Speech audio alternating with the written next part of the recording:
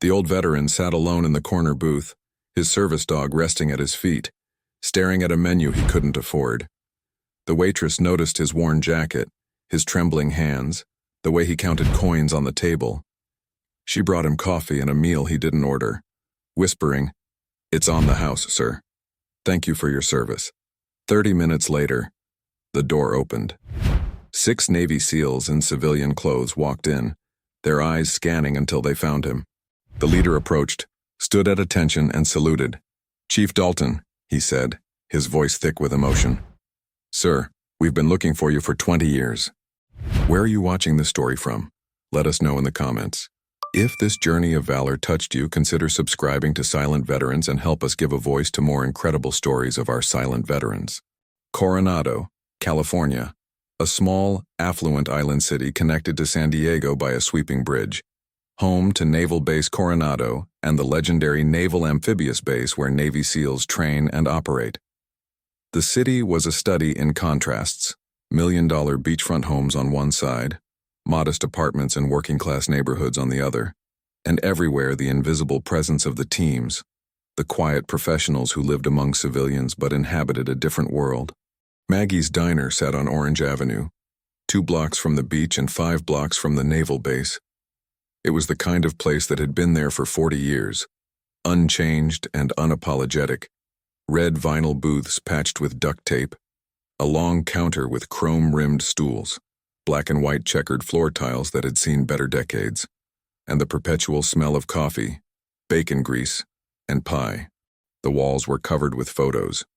Old Coronado, naval aviators from the 1960s, faded pictures of sailors and their families. A hand-painted sign above the register read, "All active duty and veterans eat free on Sundays." It was 2:15 p.m. on a Wednesday afternoon in late November. The lunch rush had ended. Only a handful of customers remained. A young couple sharing a milkshake, an older woman reading a paperback novel, a construction worker finishing his burger at the counter. In the corner booth, furthest from the door, and partially obscured by a support column, sat Thomas Dalton. Thomas was 74 years old. He was thin, painfully thin, his body seeming to fold in on itself inside a faded olive-drab military field jacket that was 2 sizes too big. The jacket was worn at the elbows, the fabric threadbare, but it was meticulously clean. Beneath it, he wore a simple gray flannel shirt and worn jeans.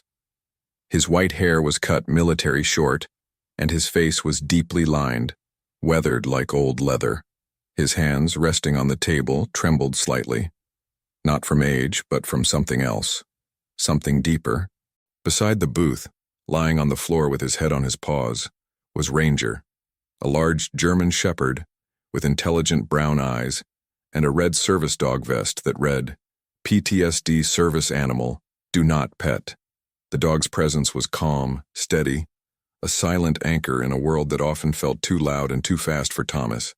Thomas stared at the laminated menu in front of him, though he wasn't really reading it. His eyes were distant, unfocused, looking at something far away.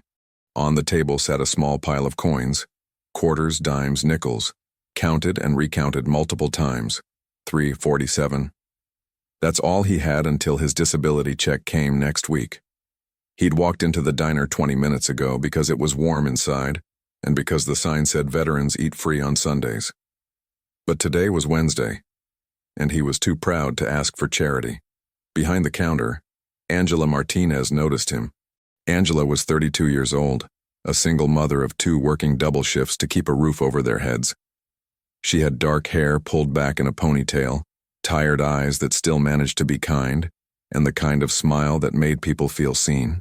She'd worked at Maggie's for 8 years and had developed an instinct for reading customers, the ones who wanted conversation, the ones who wanted to be left alone, and the ones who needed help but would never ask. The old veteran in the corner booth was the third type. She'd watched him sit down, watched him count his coins 3 times, watched the way his hands shook when he picked up the menu. She'd seen the service dog, the worn military jacket, the way he sat with his back to the wall and his eyes on the door, the posture of someone who'd spent too long in places where exits mattered. She grabbed a pot of coffee and walked over. "Good afternoon, sir." Angela said gently, her voice warm. Can I get you some coffee while you decide? Thomas looked up, his pale blue eyes focusing on her with visible effort. How much is coffee? $1.50 for a cup, free refills. Thomas looked down at his coins again. If he bought coffee, he wouldn't have enough for food. Just water, please. Thank you. Angela's heart broke a little. She'd seen this before. Veterans on fixed incomes, stretching every dollar, too proud to ask for help. She poured the coffee anyway, filling the mug to the brim. This one's on me, she said, setting it down in front of him. My dad was a Marine, 20 years. I always buy coffee for veterans. Thomas stared at the mug, then at her. His throat worked, emotions he couldn't quite name rising to the surface. That's very kind. Thank you. What branch did you serve in, if you don't mind me asking? Navy, Thomas said quietly. Long time ago. Well, thank you for your service, sir. Angela pulled out her order pad. What can I get you for lunch? Thomas looked at the menu again, then at his coins. The cheapest item was a grilled cheese sandwich, $5.95. He had $3.47. I'm not very hungry, he said, the lie obvious in his voice. The coffee is enough. Thank you. Angela saw right through it. She'd grown up watching her father, a proud man who'd done 3 tours in Vietnam, struggle with the same pride, the same inability to accept help. She knew what this cost him to sit here, to even consider asking. She made a decision. You know what? Angela said, as if the thought had just occurred to her. The cook made an extra lunch special by mistake. Meatloaf, mashed potatoes, green beans. It's just going to go to waste if someone doesn't eat it. Would you be willing to help us out? I hate throwing away good food. Thomas looked at her, and for a moment, she saw something in his eyes. Understanding, gratitude, and a depth of sadness that made her want to cry. I suppose, if it's going to waste, Thomas said quietly. Great. I'll bring it right out. She paused, glancing down at Ranger, who looked up at her with those intelligent eyes. Can I get your partner some water? He'd appreciate that. Thank you. Angela walked back to the kitchen, her eyes stinging. She placed the order, a full lunch special, paid for out of her own tips, and asked the cook to make it generous. Then she filled a large bowl with cold water and brought it out for Ranger. The German shepherd drank gratefully, his tail giving a single, dignified wag. 10 minutes later, Angela brought out the meal. It wasn't just meatloaf and mashed potatoes. It was a full plate, generous portions, a roll with butter, a side salad, and a slice of apple pie for dessert. Here you go, sir, she said, setting it down. Enjoy. Thomas stared at the plate. His hands were shaking harder now, but not from whatever haunted him. From emotion, from kindness, he didn't feel he deserved. This is too much, he whispered. It's exactly right, Angela said firmly. You eat. Take your time, and if you need anything else, you just wave me down, okay? Thomas nodded, unable to speak. As Angela walked back to the counter, she glanced back once and saw the old veteran bow his head slightly, not in prayer exactly, but in something close. Gratitude, acknowledgement, relief. She wiped her eyes and got back to work. As Thomas ate slowly, savoring every bite because he didn't know when the next meal would come, his mind drifted. It always did when he was alone, when the world got quiet enough that the past could speak louder than the present. This was a memory, a flashback to a time when Thomas Dalton wasn't old, wasn't broken, wasn't sitting in a diner counting coins. Mekong Delta, Vietnam, April 1971. The water was black as oil, warm as blood. Thomas moved through it silently, only his eyes and nose above the surface, his body submerged in the stinking, leech-infested river. He was 26 years old, a chief petty officer with SEAL Team 1, running a reconnaissance mission deep in VC-controlled territory. He wore tiger stripe fatigues, his face painted with mud and charcoal. He carried a suppressed MK-22, hush puppy pistol, a SOG knife, and a radio that would only work if he could get clear line of sight to the relay bird. No backup, No extraction guaranteed, just the mission. His call sign was Ghost. For 6 days, he'd been alone in enemy territory, gathering intelligence on a VC supply route. He moved only at night, buried himself in mud during the day, survived on river water and whatever he could scavenge. He'd counted 17 sampans loaded with weapons, mapped 3 cache sites, and photographed enemy positions. On the 7th day, during extraction, everything went wrong. The helicopter took fire. The pilot was hit. Thomas grabbed the controls, kept the bird in the air long enough for the co-pilot to take over, then provided suppressing fire with an M60 while they climbed out of the hot zone. He took a round through his left shoulder. Another grazed his ribs. He didn't make a sound. He just kept firing until they were clear. When they landed at base, the corpsman wanted to medevac him. Thomas refused. "Patch me up and send me back. My team needs me." They did. 3 days later, he was back in the Delta. He did that for 3 years. 3 tours. Over 100 missions. He earned 2 Silver Stars, 3 Bronze Stars with Valor, and a Navy Cross. The enemy called him Ma Gen, the Black Ghost, because he appeared from nowhere and disappeared before they could respond. When he came home in 1973, he was a hero no one had ever heard of. His missions were classified. His unit's existence was barely acknowledged. He received his medals in a closed-door ceremony with 3 people present, and then he was expected to just be normal. Back in the diner, present day. Thomas blinked. The memory released him. He was back in the diner, staring at his half-eaten meal. His hands were shaking again. Ranger, sensing his distress, placed his head on Thomas's knee, a trained response to help ground him. Thomas reached down and stroked the dog's head. "I'm okay, boy. I'm okay." But he wasn't. He hadn't been okay in 50 years. After Vietnam, Thomas had tried. He'd gotten married, had a daughter, worked construction, but the nightmares came every night. The flashbacks triggered by sirens, by loud noises, by crowds. The anger that would explode from nowhere. The inability to connect, to trust, to feel safe. His wife left after 8 years. His daughter stopped calling after he missed her wedding because he couldn't handle the crowd. He lost job after job, good jobs, union jobs, because he'd have a breakdown in the middle of a shift. By the time the VA finally diagnosed him with severe PTSD in 1998, 25 years after he'd come home, he'd lost everything. His house, his family, his sense of self. For the last 15 years, he'd been living in a studio apartment subsidized by Veteran Services, surviving on disability checks, volunteering at the VA when he could manage it, and trying to make peace with a past that wouldn't let him go. Ranger had saved his life. The service dog had been assigned to him 3 years ago, and for the first time in decades, Thomas could leave his apartment without feeling like the world was closing in. Ranger helped him navigate crowds, alerted him before panic attacks hit, provided physical grounding during flashbacks. But some days were harder than others. And this week, Thanksgiving week, was always the hardest, because it reminded him of everything he'd lost, everyone he'd left behind. Thomas finished his meal slowly, then sat nursing his coffee, trying to gather the strength to face the walk home. That's when the door opened. 6 men walked into Maggie's diner.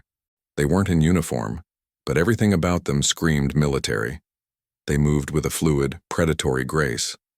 Their eyes scanned the room in synchronized sweeps, cataloging exits, threats, opportunities. They wore civilian clothes, jeans, t-shirts, tactical boots, but their builds, their posture, their presence marked them as operators. Navy SEALs, active duty, team guys. Angela noticed them immediately. So did every other person in the diner. The construction worker at the counter straightened up. The young couple stopped talking. Even the old woman lowered her book. The 6 men stood just inside the door, their eyes still scanning. They were looking for something. Someone. The leader, a man in his late 30s with a dark beard and hard eyes, spotted the corner booth. His gaze locked onto Thomas Dalton, and his entire body went rigid. Holy shit, he whispered. It's him. The other 5 turned to look. One of them, a younger operator with a fresh haircut and the rangy build of a distance runner, went pale. That's not possible, the younger one said. Chief Dalton's been MIA for 20 years. They declared him. I know what they declared him, the leader interrupted. But that's him. I've seen the photos. That's Ghost. Without another word, the 6 operators walked across the diner toward the corner booth. Customers watched, confused and curious. Angela, standing behind the counter, felt her heart rate spike. Something was happening.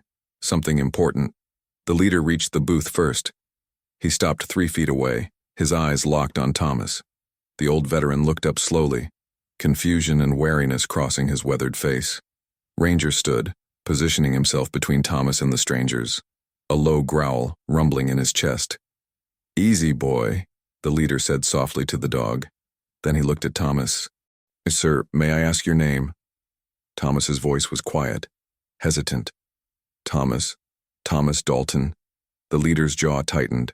Slowly, deliberately, he stood at rigid attention and rendered the sharpest salute Angela had ever seen. Chief Petty Officer Thomas Dalton, the leader said, his voice thick with emotion. SEAL Team 1, call sign Ghost. Sir, it is an honor.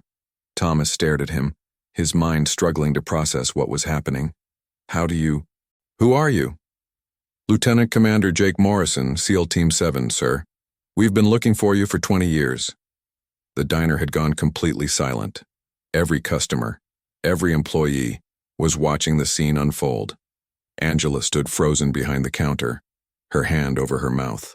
Thomas looked at the 6 SEALs standing around his booth, their faces showing a mix of respect, awe, and something that looked like disbelief. I don't understand, Thomas said quietly. Why would you be looking for me? Lieutenant Commander Morrison pulled out a chair and sat down without asking permission, his posture respectful but urgent. The other 5 SEALs remained standing, forming a protective semicircle. Chief, do you know what happened after you left the teams? Morrison asked. Thomas shook his head. I retired in 1973, came home, tried to move on. Sir, you didn't just retire. You disappeared. In 1985, the Navy tried to locate you for a ceremony. They were finally declassifying some of your Vietnam missions. They wanted to award you additional commendations, including a 2nd Navy Cross, but they couldn't find you. No current address, no contact information. Your ex-wife didn't know where you were. Your VA records were sealed due to your PTSD treatment. Morrison's voice grew more intense. By the early 2000s, you'd become a legend in the teams.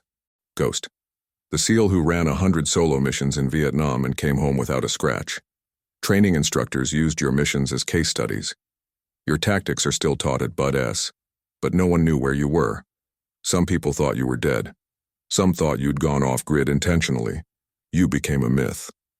Thomas's hands were shaking badly now. I wasn't trying to disappear. I was just trying to survive. Day by day, one of the younger SEALs, the one with the fresh haircut, spoke up. His voice was reverent. Chief, I'm Lieutenant Ryan Walsh. I wrote my master's thesis at the Naval Postgraduate School on unconventional warfare tactics in Vietnam. I studied your missions, the way you operated alone in hostile territory for weeks at a time, the way you used the environment, blended with local populations, survived on minimal resources. Sir, you pioneered techniques we still use today in Afghanistan and Iraq. Another operator, an older one, maybe in his 40s, with scars visible on his forearms, stepped forward. Chief, I'm Senior Chief Marcus Chen. I've been in the teams for 22 years. When I went through Bud S in 2002, our instructors told us about Ghost. They said you were the standard, the ideal, the kind of SEAL we should all aspire to be. Thomas looked overwhelmed, his pale blue eyes moving from face to face. I'm not any of those things. I'm just an old man with a service dog, trying to afford lunch. Morrison's expression hardened, not with anger, but with fierce determination. Sir, with all due respect, that's bullshit. You're a living legend, and the fact that you've been living like this, he gestured at Thomas's worn jacket, the coin still on the table, the obvious signs of financial struggle. While we've been looking for you, honoring you, teaching your tactics, it's unacceptable. He pulled out his phone. Chief, I need to make a call. Is that okay? Thomas, still processing, just nodded. Morrison stepped away from the booth, phone to his ear. His voice carried across the now silent diner. Admiral Reeves, sir. This is Lieutenant Commander Morrison, Team 7. Sir, you're not going to believe this, but I found him. I found Chief Dalton. Yes, sir. Ghost, he's alive. Coronado, Maggie's Diner on Orange Avenue. Yes, sir. I'll keep him here. Thank you, sir. He hung up and returned to the booth. Chief, Rear Admiral Reeves, Commander of Naval Special Warfare, is on his way. He wants to meet you personally. Thomas's face went white. An admiral? No, I can't. I'm not ready for that. I'm nobody. I don't belong. Chief. Morrison interrupted gently but firmly. You are somebody. You're one of us. You're a team guy, and we take care of our own. Always. Angela, who'd been watching from behind the counter, finally found her voice. She walked over to the booth, her waitress instincts overriding her shock. Gentlemen, she said, addressing the SEALs, I don't know what's going on here, but this man just ate lunch and he looks like he's about to have a panic attack. Maybe give him some space? Morrison looked at her, then at Thomas, and saw she was right. The old veteran was breathing too fast, his hands gripping the edge of the table, his eyes unfocused. Ranger was standing now, pressing against Thomas's leg, trying to ground him. You're right. I'm sorry. Morrison stood up and gestured for the other SEALs to step back. Chief, we're not here to overwhelm you. We've been looking for you for so long, and we want to help. Angela knelt beside the booth, her voice soft. Sir, are you okay? Do you need anything? Thomas focused on her with difficulty. I need air. I need to go. Okay. Angela said gently. That's okay. But these men came here because they care about you. Maybe just hear them out. Just for a few minutes. Thomas looked at her. This woman who'd shown him kindness when she didn't have to, who'd fed him when he had nothing, and something in her eyes steadied him. He nodded slowly. Okay, he whispered. A few minutes. Morrison sat back down, this time keeping his distance, his voice calm and measured. Chief, I'm going to tell you a story. Is that okay? Thomas nodded. In 2008, I was a new guy, just out of Green Team, on my first deployment to Afghanistan. We were tasked with a mission, solo infiltration into a Taliban-controlled valley to gather intelligence. I was terrified. I didn't think I could do it. My team leader sat me down and told me about Ghost. He told me about a SEAL who'd done it 100 times in Vietnam, who'd survived alone in enemy territory for weeks, who never quit, never broke, never failed his brothers. Morrison's voice grew thick with emotion. That story got me through the mission, Chief, and through every mission after. When I was cold, wet, scared out of my mind, I thought about you. I thought, if Ghost could do it, so can I. You saved my life, sir, and you didn't even know I existed. Senior Chief Chen stepped forward. I have a similar story, Chief. In 2011 in Iraq, I was pinned down with my team. We were outnumbered, low on ammo, and the helo couldn't extract us because of the weather. I remembered a tactic from your Vietnam missions, how you used terrain and patience to evade superior forces. We used that. We survived. Because of you. One by one, the other SEALs shared their stories. How learning about Ghost had shaped them. How Thomas's tactics had saved their lives. How his legend had given them courage when they had none. By the time they finished, Thomas was crying. Silent tears running down his weathered face. I didn't know, he whispered. I thought I was forgotten. I thought it was all for nothing. It wasn't for nothing, Chief, Morrison said fiercely. You saved lives. You trained generations of warriors. You mattered then, and you matter now. 30 minutes after Morrison's call, a black SUV pulled up outside Maggie's Diner. Rear Admiral, upper half, James Reeves stepped out, a two-star flag officer in his mid-50s, wearing his Navy service dress blues, chest covered in ribbons. He walked into the diner with purpose, his eyes immediately finding the corner booth. Morrison and the other SEALs snapped to attention. Admiral Reeves walked straight to Thomas here, who tried to stand but couldn't because his legs were shaking too badly. Ranger pressed against him, providing support. The Admiral didn't wait for Thomas to stand. He rendered a salute right there to the old man sitting in a booth. "Chief Petty Officer Thomas Dalton," Admiral Reeves said, his voice resonating through the diner. "And on behalf of the United States Navy, on behalf of Naval Special Warfare, and on behalf of every SEAL who's worn the trident since you left the teams, I apologize. We failed you. We let you slip through the cracks. We honored your legend but forgot the man. That ends today." Thomas couldn't speak. He just stared at the Admiral through tear-filled eyes. Admiral Reeves lowered his salute and sat down across from Thomas. "Chief, I've read your file. I know about your PTSD. I know about your struggles. And I know that the Navy and the VA didn't do enough to help you when you came home. That's on us, but we're here now, and we're going to make this right." He pulled out a folder and set it on the table. "This contains paperwork for a full benefits review. We're going to ensure you're receiving everything you're entitled to: medical care, housing assistance, financial support. We're also going to expedite your pending commendations, including the Navy Cross you should have received 40 years ago." Thomas shook his head. "I don't want medals. I just want to be okay." "I know, Chief. And we're going to help with that too." The Admiral's voice softened. "There's a program at the VA, residential PTSD treatment specifically for Vietnam veterans. It's voluntary, but it's effective. Would you be willing to try it?" Thomas looked at Ranger. "Can he come with me?" "Absolutely." Thomas nodded slowly. "Okay, I'll try." 3 months later, Thomas stood in the parking lot of the Naval Special Warfare Center in Coronado, Ranger at his side. He wore a new jacket, still olive drab, but clean and properly fitted. His hands were steadier. His eyes were clearer. The residential treatment program had helped, not cured him. PTSD doesn't work like that, but helped him develop tools to manage it. Today was special. Inside the base auditorium, 200 active duty SEALs were gathered for a ceremony. Admiral Reeves stood on stage, along with Lieutenant Commander Morrison and the 5 other SEALs who'd found Thomas in the diner. Thomas was led to a seat in the front row.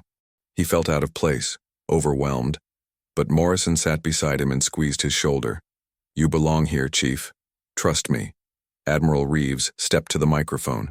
"Gentlemen, we're here today to honor a man who served in silence, who sacrificed in shadows, and who trained generations of warriors without ever knowing it. Chief Petty Officer Thomas Dalton, call sign Ghost, is a legend in the teams. And today, we finally get to thank him properly." The Admiral called Thomas to the stage. With Morrison's help, Thomas climbed the steps, Ranger at his side.